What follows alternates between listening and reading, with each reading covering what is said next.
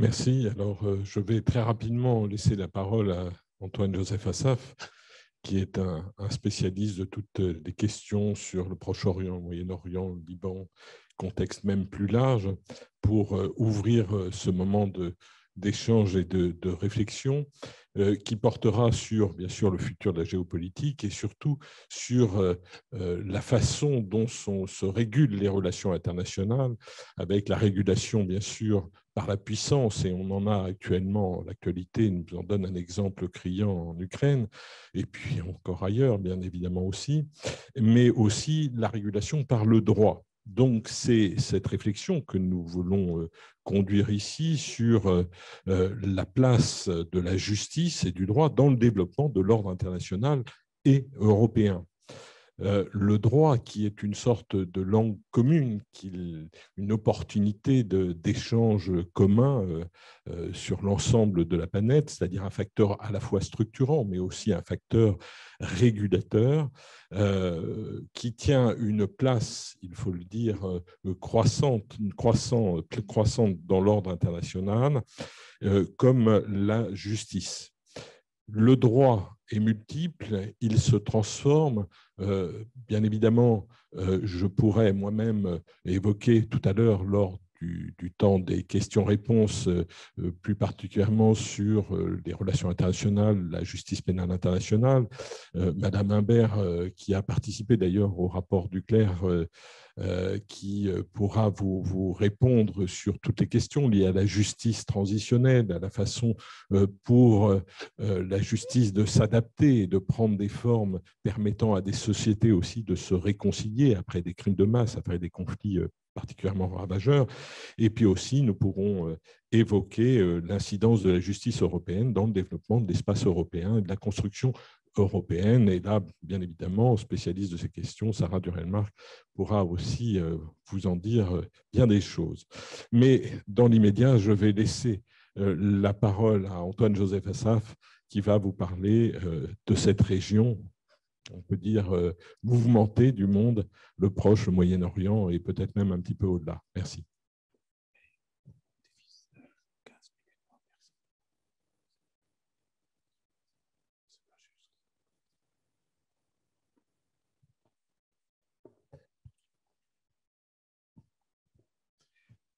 Xavier Pacrou n'a pas voulu que je divise les 30 minutes avec les dames, autrement je serais accusé d'antiféminisme, de prendre la parole en ces temps de machisme intellectuel. Alors, ça m'a fait penser à une pensée de Pascal redoutable, quand il disait que finalement, la justice sans la force est impuissante, mais la force sans la justice, devinez, elle est tyrannique. Et l'homme ne pouvant pas faire à ce que ce qui est juste fût fort, et il va faire en sorte à ce que ce qui est fort devint juste. Et cette pensée de Pascal, ça n'est pas juste que je prenne tout le temps, mais je vais essayer de débattre et j'ai peur que ma force de prendre tout le temps fût tyrannique sur vous. Mais peut-être de ce que j'ai entendu tout à l'heure de Bruno Tertrais, qui n'est plus là, et puis de ce qui a été dit, m'inspire avec vous en partant de cette pensée géniale. C'est toujours génial, Pascal. Courte, comme toujours, contrairement aux jésuites qu'il a attaqués avec force. Il avait une autre pensée encore plus cruelle. C'est que finalement, si on arrive à ce résultat, à ce que ce qui est fort va devenir juste, et non pas la justice qui va avoir la force nécessaire pour établir sur terre, on va arriver à un moment redoutable où faire le mal, puisque c'est ça l'injustice, c'est faire le mal, que ce soit en Ukraine ou en Orient ou ailleurs dans le monde, Rwanda, qu'importe. Faire le mal va devenir, en cas où celui qui le fait en jouit ou en tire un plaisir, eh bien, ce mal-là que décrit Pascal, terriblement, c'est-à-dire vous jouissez du mal que vous faites, vous atteignez là le degré de conscience de l'humanité la plus cruelle qui soit. C'est-à-dire l'acte de conscience, c'est que je fais le mal et j'en jouis par la conquête de l'espace qui m'est donné, par l'agrandissement de mon pouvoir et la création de ce qui est l'histoire de toutes les civilisations, on peut dire depuis les Égyptiens ou même avant les Assyriens, les Babyloniens, jusqu'à nos jours, en passant par les empires européens, de la création de la puissance par l'Empire. Si j'applique cette règle sur ce qui s'est passé entre l'Occident et l'Orient uniquement au XXe siècle, par les autres siècles nous ressemblent, et analogiquement, on peut en jouir d'aller vers l'Égypte et le peuple juif et voir que c'est presque le même rapport de force. Je dirais qu'au début de siècle, quand après la victoire de la Première Guerre mondiale et le génie humaniste du président Wilson, qui fut écrivain aussi, dans sa maison, quand on la visite à Washington, on voit les écrits, on voit le rêve de cet homme qui n'a pas voulu de colonie américaine après la Première Guerre mondiale et qui a chargé les deux puissances françaises et anglaises d'aller vers le Proche-Orient. Par étapes, cher Xavier, vous verrez que là, chaque fois que la justice voulait agir, au nom des, peut-être en Europe, des plus belles puissances, l'anglaise, elle l'a prouvé par la longévité de ses reines, et la française par la grandeur de ses rois, et puis la rupture incroyable de la Révolution française. Et malgré cette rupture, Robespierre et ses amis ont gardé vers ce Proche-Orient un incroyable, vraiment, tournure d'esprit qui a même poussé ces révolutionnaires à dire qu'il faut protéger les chrétiens d'Orient. Vous imaginez, alors que la guillotine faisait tomber des têtes au nom de cette religion même catholique, et on détruisit les couvents et le reste. Quant au début de siècle, les Français et les Anglais, incarnés dans deux personnages redoutables, mais l'un fut plus génial que l'autre, De Gaulle et Spears, s'observaient, disaient, alors le mandat en Syrie, au Liban, est-il mûr? De Gaulle, agacé par les Anglais comme toujours, même par Churchill, il en était agacé. Et Churchill l'a avoué, que son problème, c'est qu'il ne veut pas que l'Angleterre l'accueille et que l'Angleterre soit là où elle est. Et tellement il a cette grandeur française en lui, De Gaulle, par sa visite et par la préparation qu'il a donnée, va trouver que finalement la force turque qui fut cruelle là-bas, et on ne peut pas donner aux Turcs le mot fasciste, comme l'a fait Bruno Tertrais tout à l'heure pour la Russie, parce que les Turcs, pendant 4 siècles, ils ont été au-delà du fascisme. Ils ont été dans la cruauté que décrit Pascal. C'est avec conscience et même une jouissance par leur torture et une certaine, vraiment, gaieté. Pascal utilise le mot gaieté de faire le mal, que pendant 4 siècles, ils ont vraiment martyrisé cette région, qui ont provoqué les diasporas les plus célèbres dans le monde, libanaise ou syrienne ou autre, qu'on appelait turco-orientale au Brésil et ailleurs, que finalement la force qui a été créée en justice, instaurée en justice, il lui fallait lui donner, à mon avis, la solution dont Pascal n'évoque pas vraiment la force dans ses pensées, c'est que si la force et la justice sont en dispute, dit Pascal constante, il faut que le droit agisse. Mais lex dura lex, la loi et le droit est dur, et nous avons créé des constitutions. La France a créé la constitution de 1920, elle a créé avec Gouraud et les grands généraux le Grand Liban, elle a créé la Syrie, malgré la guerre atrocement dure avec les Druzes en 1924. Et la France va essayer de porter ses républiques, alors que l'Angleterre portait des monarchies en Iran, en Irak, en Égypte. Chacun fait ce qu'il peut et chacun applique. L'un son génie qui ne passe pas et l'autre son génie peut-être qui a été éclipsé par la Révolution. Quand vous regardez la manière dont ce début de siècle est arrivé, certes que l'Orient a été débarrassé d'une force cruelle par une forme de justice et le droit de la Constitution, la Troisième République parlementaire, qui dure encore au Liban, plus qu'en Syrie. Mais c'est une république, on dit, démocratique. Et on a ajouté un mot à l'oriental, communautaire, c'est-à-dire chrétiens et musulmans se partagent le Parlement, alors que la Troisième République, comme vous le saviez, après le refus du comte de Chambord de devenir roi, elle est devenue parlementaire, laïque, séparation de l'Église et de l'État, et vous connaissez depuis 1905 l'histoire de la France. Mais l'histoire de l'Orient fit autrement. C'est que le droit a pu donner à ces anciennes civilisations phéniciennes, égyptiennes, une forme de droit pour calmer leur colère contre la torture de 4 siècles qu'ils ont subie des Turcs. Et là, c'était une réussite. Le Liban est né, mais avec la langue française, bien sûr, de nouveau, alors qu'il a une langue araméenne qui a inspiré toutes les langues. Le Liban est né, le Liban moderne, de droit, et les communautés syriennes et chrétiennes se sont mises ensemble pour créer aussi bien un Liban moderne qu'en Syrie, on a essayé d'aller même vers une laïcité, le baasisme, la résurgence anti-islamique et anti-frères musulmans. De même qu'en Irak, aussi bien Saddam, qu'on appelle un dictateur, que Assad furent des laïcs, des farouches défenseurs de la laïcité, du socialisme contre justement le radicalisme des frères musulmans des années 20, 1920. Voyez-vous, le El-Banna va naître au moment où De Gaulle, et il a tout compris, De Gaulle, je suis désolé, oubliez la querelle avec Pétain. L'un est héros de Verdun de la première, mais pour moi, le deuxième est absolument un génie militaire de la France. Il a fait l'analyse, De Gaulle, de la montée de l'islamisme depuis les années 20. Et il a dit, c'est là où se trouve le danger. Et il l'a décrit comment de l'Égypte, ça monte. Et elle va monter jusqu'au retour absolument, je ne dirais pas même théologique, métaphysique du retour d'Israël. Et les orientaux, les pauvres Palestiniens, voyant le retour des Juifs, certains n'ont pas pu avoir l'analogie que j'ai pratiquée personnellement parce que je suis presque breton d'adoption. C'est comme si les druides de l'île d'Ouessant revenaient pour occuper Brest et instaurer une république druidique indépendante de la France. Remarquez, jusqu'à Anne de Bretagne, ils ont résisté, les Bretons.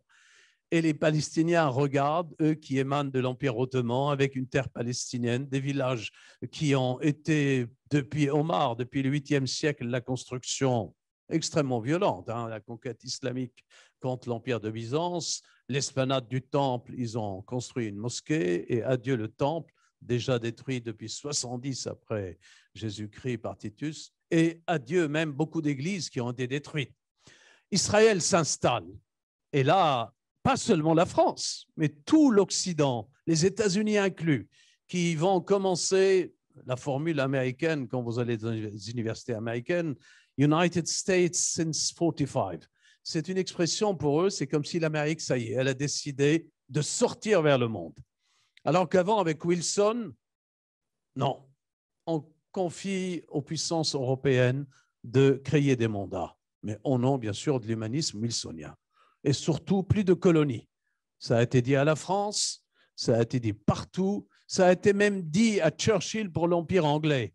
Et c'était la condition pour que Franklin Roosevelt, justement, intervienne. Et là, quand les États-Unis arrivent dans cette région, le droit sera, je dirais, en apparence, une solution pour résoudre le problème et la rupture entre la force imposée comme justice, donc tyrannique, et cette pauvre justice qui n'arrive pas à trouver une force légale pour la défendre, alors qu'elle est la vérité. La justice est la vérité, quoi qu'on dise.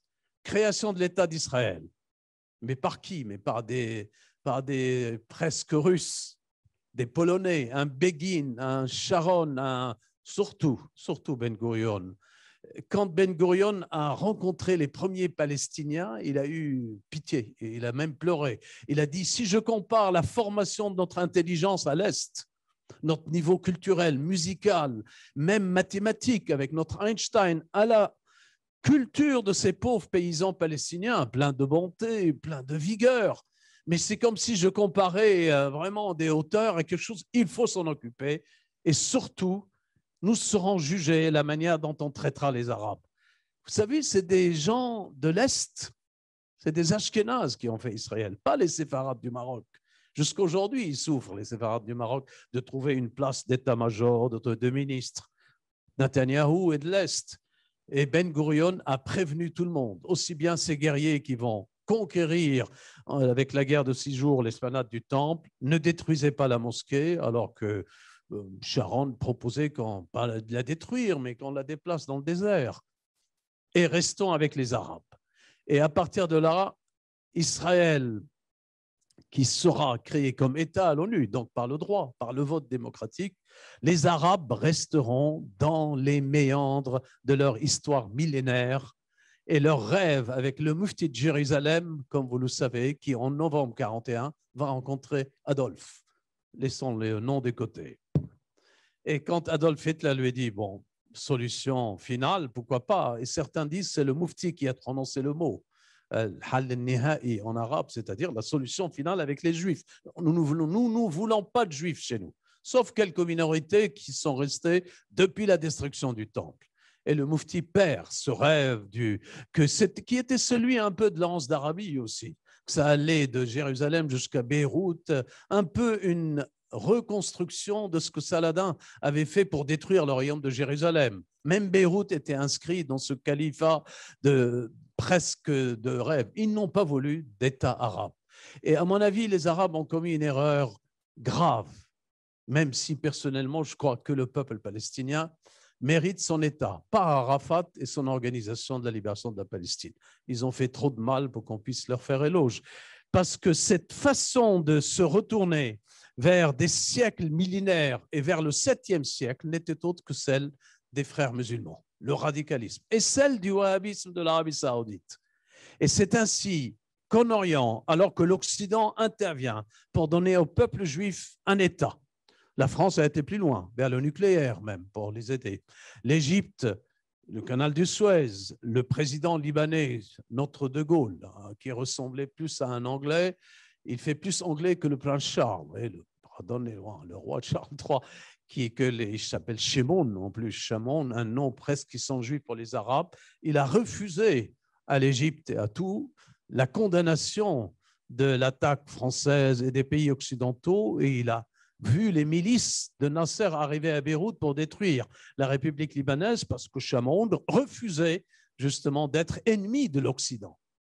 Bon, c'est le contraire de ce qu'a fait le général Aoun, aujourd'hui président, et qui s'est retourné vers le Hezbollah et qui, jusqu'à 48 heures avant son départ, n'arrête pas de déclarer que l'accord signé des frontières avec Israël n'est que technique et il n'y aura pas de paix avec Israël, ce qui est le contraire de ce que tout le Liban veut depuis, on peut dire, même la création de l'État d'Israël. Et de cet armistice de 1949 qui va mettre le Liban, Israël et la Syrie dans une situation d'armistice qui reste jusqu'à nos jours.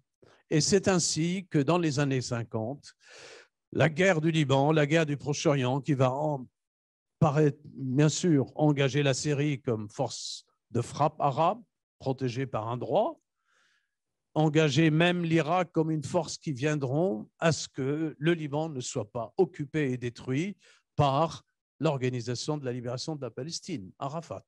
Et tout le monde s'y mettra, même Israël. Et l'Occident, là, va tout faire, les États-Unis inclus, pour pousser l'armée d'Israël à libérer le Liban de cette organisation en juin 1982 et même signer les débuts des accords de paix qu'on appelle les accords du 17 mai.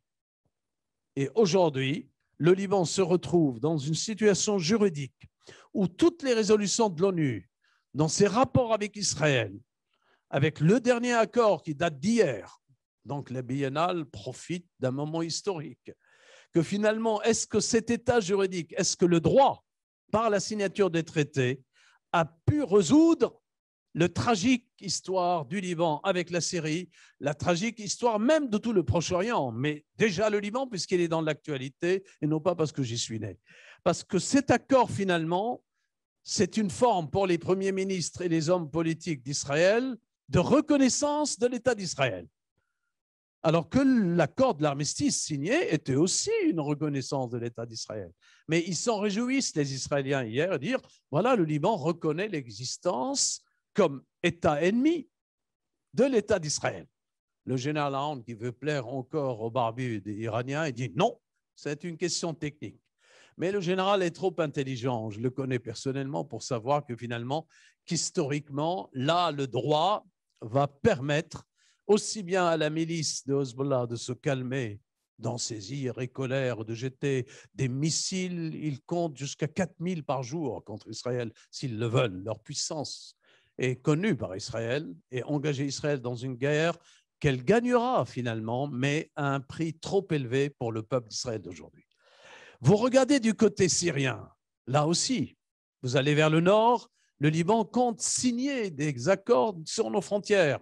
Et le général a tout fait pour envoyer une délégation 3 jours avant la fin de son mandat pour signer cet accord des frontières maritimes. Et pour quelle raison? Parce qu'il veut que le sud et le nord soient délimités et qu'il dit voilà, j'ai rendu au Liban ses vraies frontières. Alors nous savons très bien que nous avons perdu du côté d'Israël une affaire de 1700 km² et que du côté de Tripoli et du nord, nous allons perdre aussi 1004. Mais le Liban espère que ce qui se trouve à Cana aura des gaz à tirer, mais nous n'avons pas Total encore qui fonctionne.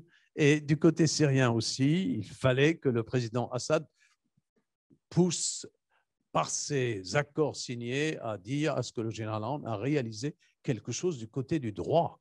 Parce que du côté de la force, le Liban est dominé par une milice iranienne, et plus qu'une milice, c'est des pasdaran avec des missiles capables de faire la guerre à Israël. 2006 l'a prouvé. À moins qu'Israël menace avec une force incroyable de mini-nukes qui va un peu jusqu'aux menaces de Poutine contre l'Ukraine. Mais nous ne sommes pas dans cette guerre. Heureusement qu'elle s'est calmée, parce qu'elle suppose une forme de destruction du Liban. De l'autre côté, si vous regardez le rapport de la grande puissance de la Russie avec l'américaine dans ces deux frontières du Proche-Orient, vous verrez là aussi, la Russie domine les ports de la Syrie, la Taqiye, Tartous et tout le nord, ce qu'on appelle la Syrie utile, au moment où les États-Unis, par cet accord, elle considère qu'elle a fait un pas en plus après les accords que Trump a réussi par son panache, par son improvisation, son côté un peu non juridique, ce qu'on appelle les accords d'Abraham qui ont normalisé les relations, l'Arabie saoudite, les pays du Golfe avec Israël, et que finalement le Liban ira prochainement vers la paix. Dans cette région, pour permettre d'ouvrir la discussion avec vous, si je regarde la manière dont le droit, en un siècle, a façonné cette région, on peut dire que le droit a agi d'une façon presque abstraite sur les passions qui séparent les Juifs des Arabes, sur les passions qui séparent même les chrétiens du Liban comme une des plus anciennes communautés, c'est-à-dire c'est l'Empire de Byzance avec ses orthodoxes, et le royaume de Jérusalem catholique qui, après 2 siècles, a vu tous les chrétiens maronites libanais qui sont au pouvoir, puis ils ont la présidence, quand les sunnites ont le poste de Premier ministre et les chiites ont la présidence du Parlement. Voyez-vous, à l'oriental, ils se sont partagés le pouvoir. Mais pas parce que les chrétiens ont vaincu, c'est parce que les deux forces régionales, chiites et sunnites, iraniennes et saoudiennes, aucune des deux au Liban, seulement au Liban, ne supporte qu'un chiite soit président ou qu'un sunnite soit président. Donc, transition vers un Liban chrétien par sa présidence, parce que ce sont les plus anciens après tout, et ils utilisent la formule jusqu'avant-hier. Que les chrétiens trouvent un président, après tout, c'est un chiite de Hezbollah qui le disait, nous avons besoin de cette vieille communauté ancestrale, ils ont fondé le pays, mais nous n'allons pas vivre uniquement avec les sunnites et que les chrétiens quittent à Chypre et vers la France, et comme la diaspora irakienne malheureuse, et que les chrétiens soient vidés de ce pays. Jamais de la vie, il faut qu'ils restent. Et ils choisissent encore un autre candidat chrétien. Pour vous dire comment la présence du génie juridique français, la faculté de droit de Beyrouth est une faculté jésuite. Elle a été fondée par Lyon III. C'est une des plus ancestrales. Raymond Barre y a enseigné, le président Ardent d'Assas. Ils passent tous des semaines et des semaines. Il faut dire que c'est sous le soleil tout le temps. Enseigner le droit sous le soleil, c'est autre chose, c'est la grisaille du Panthéon lyonnaise. Hein, mais remarquez, la planète se réchauffe, tout le monde a son soleil aujourd'hui. C'est côté juridique, je dirais paradoxalement, le droit qui crée les constitutions a tempéré les deux extrêmes dans cette région. L'extrême de l'injustice, parce que la force des milices, la force de la barbarie, la force des milices extrémistes de Daesh, al-Nusra, qui ont fait la guerre de Syrie, cette force-là qui devient elle-même la justice, et la justice étant impossible dans un pays où 17, 18 communautés se partagent le pouvoir et prêtent aussi bien du côté chrétien que du côté musulman, sunnite et chiite, Et du côté de Ruse, n'en parlons pas. C'est l'essence même de leur secte d'être une milice qui se bat dans ce désordre possible qu'on appelle ici facilement guerre civile. Mais ce n'est pas des guerres civiles. C'est que chacun peut avoir sa milice, puisque l'armée d'État, l'armée légale, ne peut pas intervenir, étant elle-même faite de la couleur de ces 17 communautés. Et c'est pourquoi au Liban, encore une fois, le droit va intervenir pour dire il faut que le chef d'état-major des armées libanaises, le SEMA, soit lui aussi un chrétien maronite. Et pour quelle raison? Car si c'est un chiite, il a tous les pasdaran d'Iran derrière lui. J'ai dit maintenant, tu es à la tête de l'armée libanaise, iranisons tout. Si c'est un sunnite, un général sunnite, l'Arabie saoudite lui dit c'est le moment, c'est un de nos frères, il doit obéir. Faisons du Liban une puissance islamique sunnite. Et voici qu'obligatoirement, imaginez une promotion de généraux qui viennent tous à l'école de guerre. Le général Aoun est un ancien major de l'école de guerre. Ils arrivent quand ils ne partent pas aux États-Unis et de leur promotion de 100-150 officiers, seul le maronite a le droit de devenir chef d'état-major des armées. Pour vous, c'est de l'irrationnel.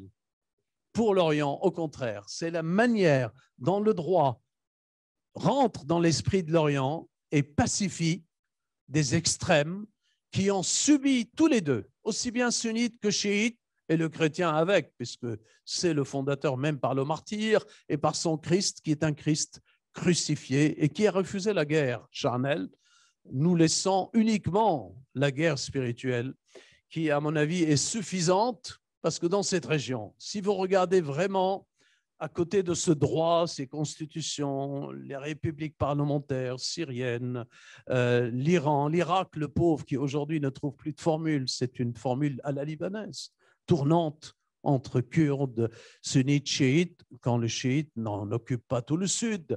Je peux aller vers tous les pays, la Tunisie, même l'Algérie, mais là c'est autre chose, qui cherche à tempérer un peu la présence de toutes ces communautés. Toutes ces communautés furent des esclaves torturés par l'Empire ottoman. Donc, quand vous regardez Erdogan aujourd'hui, vous ne pouvez même pas le traiter de fasciste. L'oriental va dire c'est insultant. Et insultant, il rentre dans votre vie privée. Pensez au roman du château de Kafka. Il viole la mère de famille devant tout le monde. Il tue le père en l'émasculant.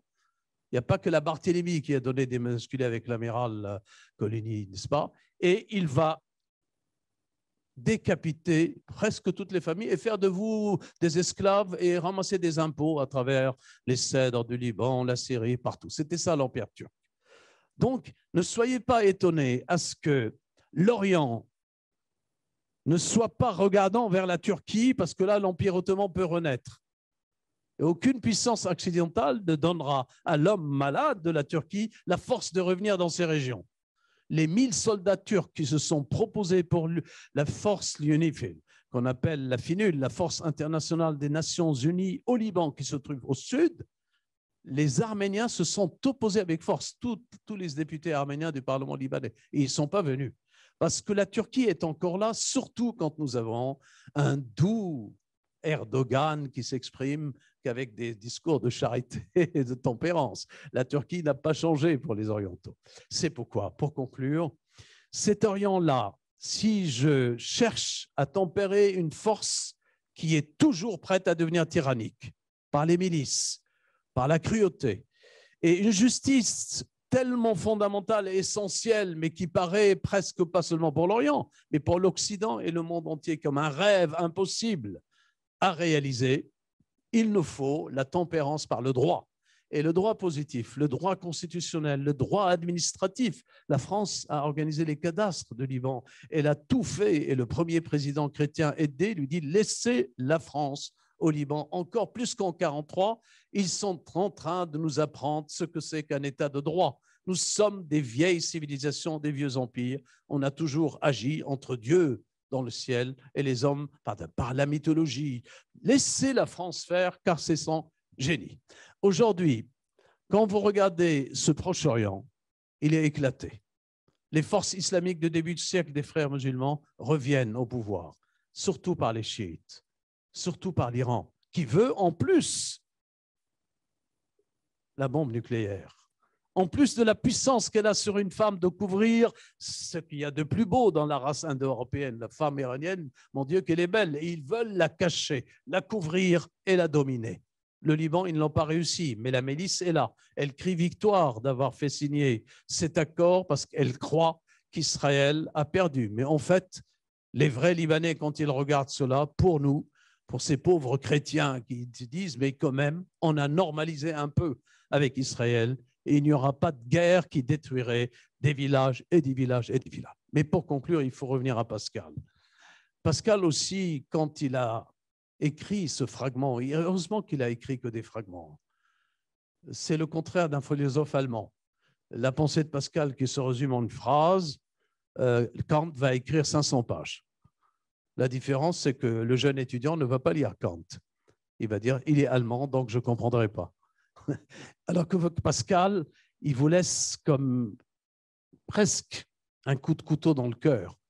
Finalement, la conclusion qu'il tire, certes que la force sans la justice est tyrannique et la justice sans la force, elle est carrément impuissante. Mais il va conclure et dire, voilà le monde réel dans lequel nous sommes. Comme on n'a pas pu faire à ce que la justice ait une véritable force, comme le Liban n'arrive pas à avoir une armée, comme la Syrie n'a pas réussi avec son armée à se battre toute seule contre Al-Nusra, les radicalismes, Al-Daesh et d'autres, la Syrie d'Assad a appelé l'Empire russe au secours. Et l'Empire russe est là pour longtemps. Il le sera au Donbass comme il le sera en Crimée. C'est des empires de longue haleine. Ce n'est pas des empires américains qui reviennent en Afghanistan. Il s'est installé. Et rien ne se passera au Liban, au nord, dans les frontières maritimes, sans l'accord de Poutine, parce que c'est l'approche des deux ports où les Russes vivent. Plus de 5000 couples mixtes russo-syriens. Les enfants qui traînent sur ces ports, vous allez les voir, ils n'ont pas un biberon à la main, ils ont une bouteille de vodka déjà. C'est la Russie culturelle. Ils sont là, ils ne quitteront pas.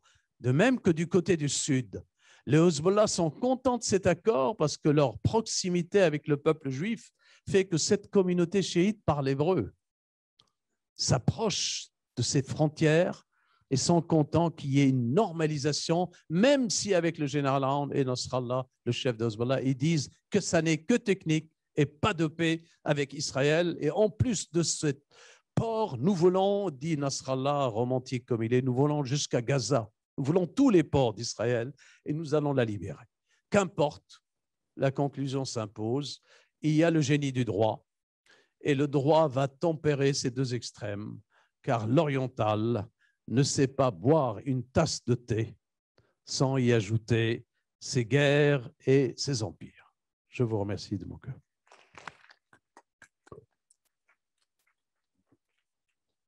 Merci Antoine Assaf pour cette présentation flamboyante et aussi cette rétrospective qui met ce conflit et ces tensions au Moyen-Orient et au Proche-Orient dans une perspective historique. C'était vraiment passionnant. Pour finir sur les derniers accords qui viennent d'avoir lieu entre Israël et le Liban. Alors, je retiendrai un mot dans ce qui a été dit, c'est la justice, le rapport entre la justice, le droit et la vérité. En effet, c'est très important, c'est une chose. Alors, le droit peut être l'objet d'une transaction entre les puissances, les peuples, parfois avec le divin, mais le droit apporte une vérité comme la justice va confirmer explicitement cette vérité. Et je crois que c'est très, très important de souligner ce fait. On le voit bien, par exemple, dans la justice pénale internationale, dans les conflits au Rwanda, en ex-Yougoslavie. Les tribunaux pénaux ont joué un rôle important qu'aurait été la fin de la dernière guerre sans les procès de Nuremberg. Ils ont été des procès pour l'histoire et on voit bien que la CPI essaye de s'inscrire aujourd'hui dans cette perspective. Et simplement, il y a des évolutions, bien sûr, de la justice et des transformations des formes de justice. Et là, je vais peut-être laisser la parole à Sylvie Imbert, qui pourrait nous parler, dire quelques mots de la justice transitionnelle, parce qu'elle a eu un rôle très particulier au Rwanda, avant que l'on passe peut-être quelques mots sur la justice européenne et son rôle dans la transformation de l'Europe, et enfin aux questions sur les trois interventions pour que vous ayez un peu une idée de la variété du dispositif auquel peut s'adapter la justice internationale. Merci beaucoup. Alors, en fait, en quelques mots, je viens, et ça tombe bien finalement, de sortir un ouvrage qui s'appelle « Justice et paix, le temple de la concorde ». Et cette justice transitionnelle, c'est son but, c'est de faire en sorte que la justice puisse résoudre, bien sûr, le conflit, puisse punir les coupables, c'est fondamental, mais au-delà, il faut aussi que les États puissent se réconcilier. Et une fois que les États sont réconciliés, il faut aussi qu'à l'intérieur, que la société puisse se relier, puisse se retrouver les éléments qui lui permettent de revivre ensemble. Et c'est cet aspect qui est un peu traité dans ce livre-là, où on a à la fois le développement de la compétence universelle qui permet justement de juger les coupables dans quelque lieu qu'ils se trouvent, une justice qui est de réconciliation, une justice qui apporte aussi des réparations, parce qu'il ne peut pas y avoir de justice sans réparation. La réparation est le fondement même de la justice et seul le droit va permettre justement de donner un sens à cette réparation. Il faut qualifier le crime, il faut le juger et ensuite il faut pouvoir punir et réparer. Et je crois que c'est un peu le sens de cette justice internationale qui se développe. Merci, Sarah. Merci. Alors merci, Monsieur Assaf. Vous avez été un défenseur incroyable de la place du droit et de l'importance du droit à vis à la population. Le droit, on en a besoin. Le droit comme solution, alors le droit comme régulateur, comme tu l'as annoncé, mais aussi le droit comme solution éventuellement réparatrice d'un certain nombre de conflits, et sans faire aucune comparaison, parce que ce serait tout à fait inapproprié. En tant qu'européaniste, je souhaiterais juste rappeler que l'Union européenne d'aujourd'hui, c'est une communauté de droit, c'est une union de droit, c'est sur cela qu'elle est fondée. Et c'est le droit qui a permis de trouver des solutions en Europe. Après 3 guerres dévastatrices, c'est bien parce qu'on se met d'accord dans des traités européens qu'on parvient à maintenir, à rétablir d'abord et à maintenir ensuite la paix en Europe, globalement. Alors bien sûr, il y a des conflits. Maintenir la paix ne signifie pas que toute forme de conflit va disparaître. Mais tout de même, c'est bien par le droit qu'on a réussi à obtenir ce résultat. Alors évidemment, aujourd'hui, il y a la guerre en Ukraine, on est bien d'accord, je ne vais pas le nier. Toutefois, la stabilité de l'ensemble européen est bien appuyée sur le droit, et je vous remercie infiniment. Je vous inviterai volontiers devant mes étudiants pour le défendre à ma place. Alors, je voulais ajouter que l'Union européenne, fondée sur des traités, le dernier en date, le traité de Lisbonne, rappelle dans son article 2 que cette entité européenne, elle est fondée sur des valeurs communes au titre desquelles la justice est classée dans les valeurs communes aux États membres. Alors, c'est un point fondamental de la construction européenne qui va trouver quand même ses limites en ce qu'il appartient aux États membres de la rendre et de l'appliquer. Et avec une autre limite encore là inhérente à l'Union européenne, alors je fais de l'autocritique, qui tient au fait qu'en Europe, il y a 2 ordres juridiques européens, celui du Conseil de l'Europe, celui de la Convention européenne des droits de l'homme et celui de l'Union européenne.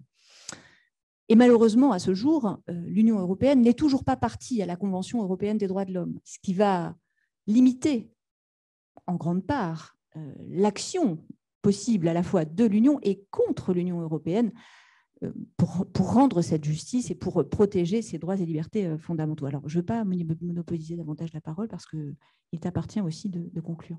Oui. Alors, c'est l'importance du droit en Europe, elle est fondamentale, elle est même constructrice. Voilà. Mais je ferai juste une dernière remarque à propos du conflit qui sévit aujourd'hui en Ukraine pour souligner qu'on pourrait croire que finalement, bien sûr, il y a une violation flagrante du droit international. Mais finalement, les Russes ne sont pas sortis du droit. Ce serait une erreur de penser cela. Et ils justifient toutes leurs actions en fonction du droit. c'est-à-dire de droits dont ils disposeraient. Alors, bien évidemment, leur interprétation est profondément erronée, mais cela montre bien que le droit reste une sorte de repère, de paradigme commun pour que nous puissions échanger et éventuellement nous opposer sur les interprétations que l'on peut donner de ces normes de droit. Voilà, je voulais juste terminer par cette observation et peut-être reste-t-il encore quelques instants pour des questions. Alors, oui, 5 minutes pour des questions. Oui, allez-y.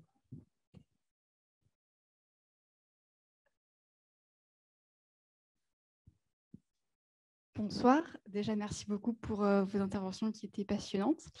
On parlait à l'instant de la guerre en Ukraine. J'avais une question en me demandant dans quelle mesure est-ce qu'on peut, entre guillemets, s'assurer qu'une justice s'applique, sachant que si on reste à une échelle internationale, la Russie n'a pas ratifié le statut de Rome, ce qui rend tout ça un petit peu compliqué. Donc, comment s'assurer qu'une justice puisse vraiment s'appliquer et plus largement à l'échelle toujours internationale? Certes, on a la CIJ, la CPI, on a plein de tribunaux, mais on sait que les Nations Unies, c'est une de leurs limites, n'ont pas de réellement de sanctions ni entre grands guillemets de pression. Donc, comment s'assurer que les verdicts de chacun de ces tribunaux puissent réellement s'appliquer? Oui, alors en ce qui concerne l'Ukraine, la Russie, on évoque la question de la justice pénale internationale notamment. Bien évidemment, pour l'instant, la situation est difficile, mais c'est toujours aussi de savoir si les juridictions pénales ont nécessairement un rôle pendant la guerre ou au début d'une guerre. Donc ça, disons que ce n'est pas la CPI qui va faire la paix en Ukraine dans le cadre de ce conflit. Mais il faut se rappeler le précédent de l'ex-Yougoslavie. On pourrait aussi penser au Rwanda. Il y a eu les TPI. Et on pensait que Milosevic, Mladic ne seraient jamais arrêtés ou que certains autres bénéficieraient de protection, de réseaux suffisants pour les mettre à l'abri de toute condamnation. Et finalement, ils ont été arrêtés et condamnés. Bon, certains sont morts dans des conditions particulières, mais voilà, ils sont quand même tombés entre les mains de la justice pénale internationale. Le président du Soudan, al-Bashir, a plastronné dans différents pays, différentes conférences. Il était l'invité, même dans des pays membres de la CPI, censés collaborer et aider la CPI. Et aujourd'hui, il se trouve dans une position bien plus délicate. Alors, bien sûr, il n'est pas livré à la CPI, mais ça pourrait bien être l'enjeu d'un accord entre le Soudan et je sais pas, les États-Unis ou d'autres puissances européennes. Voilà, vous remettez al-Bashir à la CPI et il finira peut-être un jour à la CPI. Donc rien n'est jamais écrit à l'avance. C'est évident, si aujourd'hui vous me demandez si Poutine ou ses séides pourraient être un jour traduits devant la CPI, je vous dirais qu'il y a peu de chance dans l'état actuel.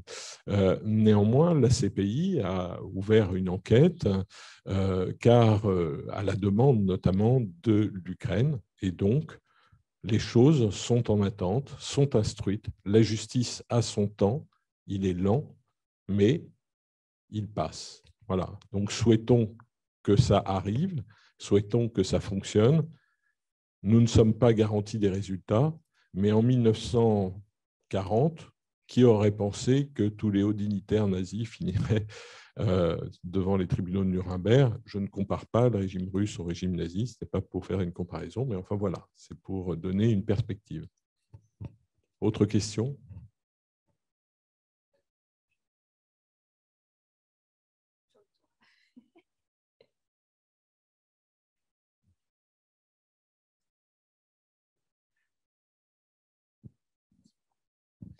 Bonsoir, merci beaucoup pour cette intervention, c'était vraiment très intéressant et merci aussi à ceux qui l'ont organisé. Je vais vous demander, au début de votre intervention, vous avez parlé du fait de la justice, de la force, de se rendre compte de la malfaisance et de la gaieté qu'on met dans la force. Comment juger aussi les gagnants comme les perdants en fait, en droit? Comment on parlait de l'Ukraine, mais la guerre, c'est des atrocités de deux côtés. Comment faire que, aussi bien les perdants, mais comme les gagnants, soient jugés, que les différentes cours se saisissent de ces événements-là.